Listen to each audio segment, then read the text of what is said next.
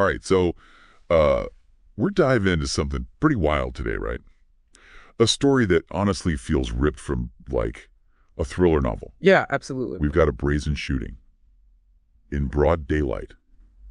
Cryptic messages. Oh, yeah. And get this, a trail of monopoly money. Wow. We're talking about the murder of Brian Thompson, the CEO of UnitedHealthcare. And it all went down right in the heart of Manhattan. Yeah, it's a case that really makes you think about, how vulnerable anyone can be. Right. I mean, even someone as powerful as a CEO, it's not just, the murder itself, but the location, the whole method. All of it just points to a very specific plan. Someone wanted to make a statement. Exactly. And that's what's so interesting about this whole thing. So let's start with Brian Thompson himself. This guy wasn't just any CEO, right? Oh, no. He was a major player in the healthcare industry. Absolutely. So what does that really mean in terms of his influence and the kind of pressure he might have been under? Well, as CEO of UnitedHealthcare, Thompson was basically calling the shots for one of the biggest health insurance companies in the entire country. The decisions he made had a direct impact on, millions of Americans. Their access to health care, the cost of treatment. It's a position that comes with a ton of pressure and scrutiny. It's interesting that you say that because the healthcare industry in the U.S., it's a beast. Oh, it is. It's so complex, so many controversies. Yes. So I can only imagine that being at the top, like Thompson was, it can make some serious enemies. Absolutely. There are some really powerful forces at play, and trying to navigate all of that, it can definitely put a target on your back. So, all right, picture this, right? Busy Manhattan Street, Thompson's walking to a conference, and out of nowhere, gunshots. The police are calling it a premeditated, pre-planned, targeted attack. What does that even mean in plain English? Basically, it means this wasn't just some random act of violence. It wasn't a spur-of-the-moment thing. From the evidence they have, it looks like the shooter came prepared. They knew who they were going after, and they went there intending to kill. And the fact that they used a gun just reinforces that, that they were serious. Right. The word targeted specifically tells us that Thompson was chosen for a very specific reason. This wasn't just anyone.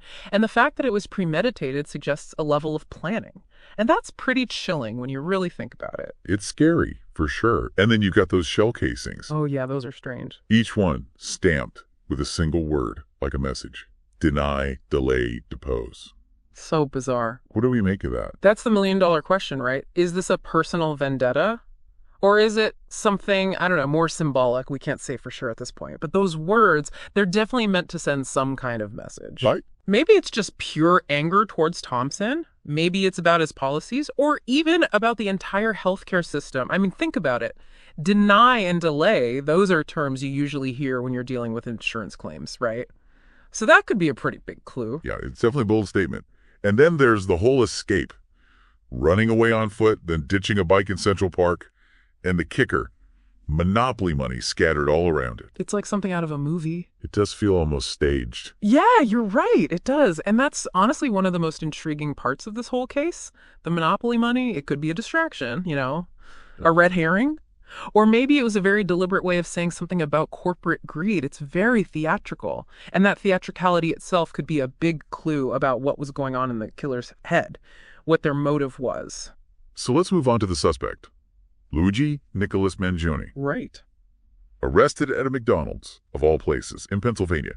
And get this, it was all thanks to an employee who recognized him from the news. I mean, talk about being in the wrong place at the wrong time. That tip from the employee, that was a game changer for law enforcement. It really put the pressure on Mangione. I mean, it's incredible how sometimes these big cases break because of everyday people. Yeah. Just paying attention. Oh, absolutely. That tip was crucial. And when they caught Mangione, they found a handwritten document on him. They haven't released all the details yet, but from what they've said, it seems like this guy had some serious anger towards corporate America. And then there's the whole thing with the weapon. This wasn't just any gun. We're talking about a ghost gun. Yeah. Potentially made with a 3D printer. That's right. This has got to be something that's keeping law enforcement up at Well, night. absolutely. It's a huge concern. The thing about ghost guns is they're untraceable. They don't have serial numbers, which makes them almost impossible to regulate. The fact that Mangione allegedly used one just adds a whole other layer of complexity to this case. So let's try to recap here. We've got a powerful CEO leading a massive healthcare company. Right. We've got a crime scene that feels almost staged. Yeah. A suspect who clearly had a problem with corporate America. Uh-huh. And a weapon that practically vanished into thin air. Yeah. How do we even begin to connect all these dots? Well, it's definitely a puzzle. It's like we're missing some pieces, and the ones we do have, they don't seem to fit together. But there are still leads to follow. For example, Mangione traveled a lot. He had ties to Maryland, California, and Hawaii. Maybe those places hold some clues about his past, maybe even some clue about why he might have had a grudge. And what about that handwritten document? Did he specifically mention Thompson or UnitedHealthcare? These are all things that investigators are going to be digging into. So this case, obviously it's still developing. It is. But from what we know so far, is there anything that really jumps out at you? Any insights you might have about what might have pushed Mangione to do something like this? Well, I think what's really interesting here is how Mangione's own personal anger seems to connect with this, this bigger societal frustration around healthcare in general. Okay. Think about the words on the shell casings: deny, delay, the monopoly money. It all points to this feeling that the system is rigged, like it's working against the average person. That's a really good point. Yeah. Because this case, it's not just about one murder, right? Yeah. It's about the healthcare system as a whole, corporate power, all these simmering resentments that people have. And as this investigation moves forward, it's going to be interesting to see what else comes out, how it all fits together. It really makes you wonder, could something like this have been prevented? Could someone have seen this coming?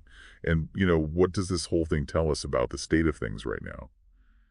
Especially when it comes to something as important as healthcare. Big questions for sure. Yeah. And it'll be interesting to see where this all leads. Definitely. Yeah.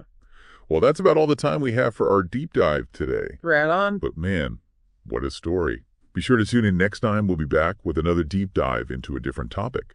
Until then, stay curious. Absolutely.